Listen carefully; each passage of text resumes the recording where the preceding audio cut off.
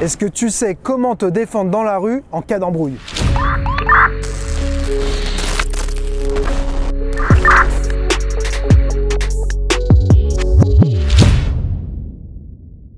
Avant de commencer la vidéo, si tu es passionné comme moi d'arts martiaux et sports de combat et de self-défense et que tu n'es pas encore abonné à la chaîne, pense à le faire tout de suite.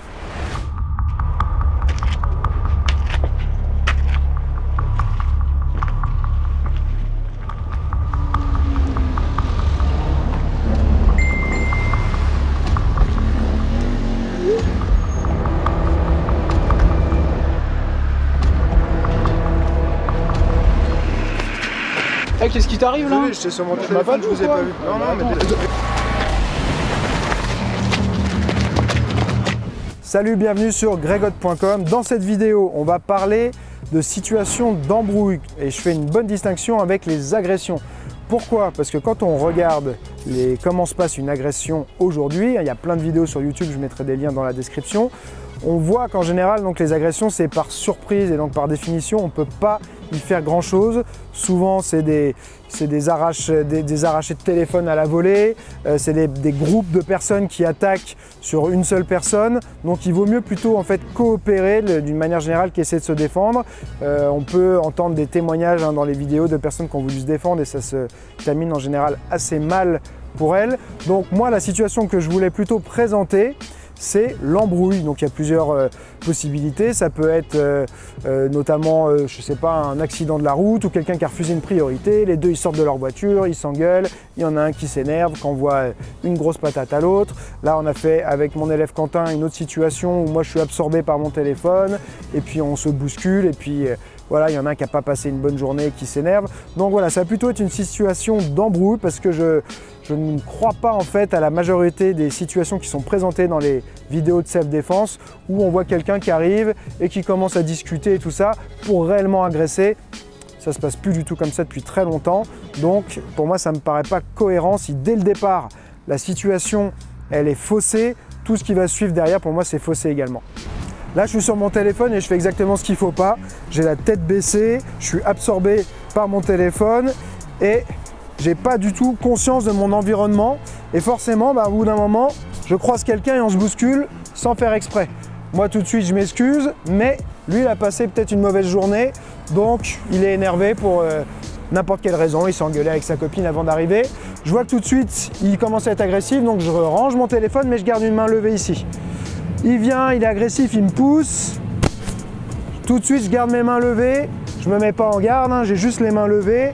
Et je sais que la plupart du temps, c'est un crochet qui va arriver.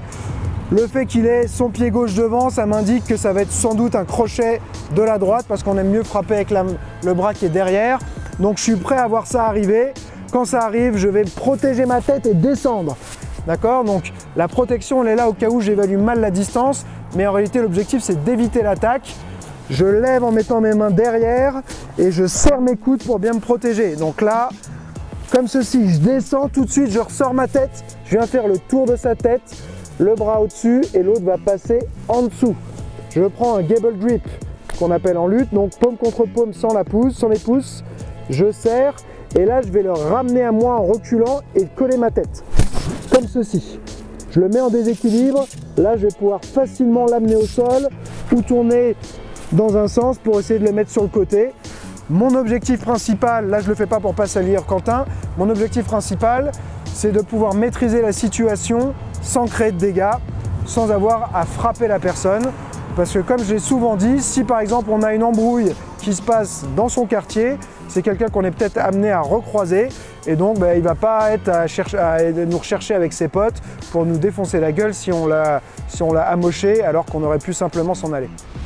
Moi, c'est la technique que je préfère en général, c'est me rapprocher pour éviter de prendre des coups, réduire la distance. C'est ce qu'on voit même notamment si on regarde l'UFC. Souvent, quand il y a quelqu'un qui est sonné, il va essayer de s'accrocher à l'autre, le temps de récupérer et pour l'empêcher de mettre des coups. Mais si ce n'est pas quelque chose qui nous correspond, que ce n'est pas un réflexe naturel, on a d'autres solutions. Une fois qu'il m'a poussé, je vois qu'il est agressif, je peux simplement essayer de maintenir une certaine distance et là, je vais utiliser plutôt une technique issue du Wing Chun qui s'appelle Bill Sao. Donc j'ai mes mains levées, quand il va m'envoyer le crochet, je vais aller tendre mon bras et me protéger comme ceci.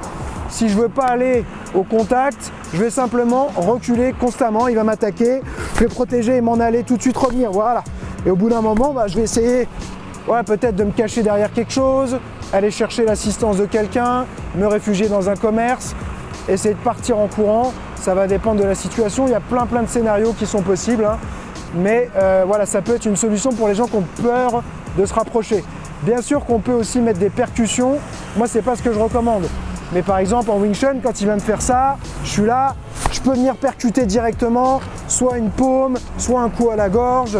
Je peux sinon me protéger, shooter dans les parties et essayer de m'en aller. J'ai plein de possibilités. Mais encore une fois, moi je préfère ne pas abîmer l'autre, toujours au cas où je vais recroiser la personne. Ça évite d'avoir un conflit qui va durer dans le temps. Il y a des années, j'étais vraiment moi aussi dans la self-défense où il fallait détruire son agresseur.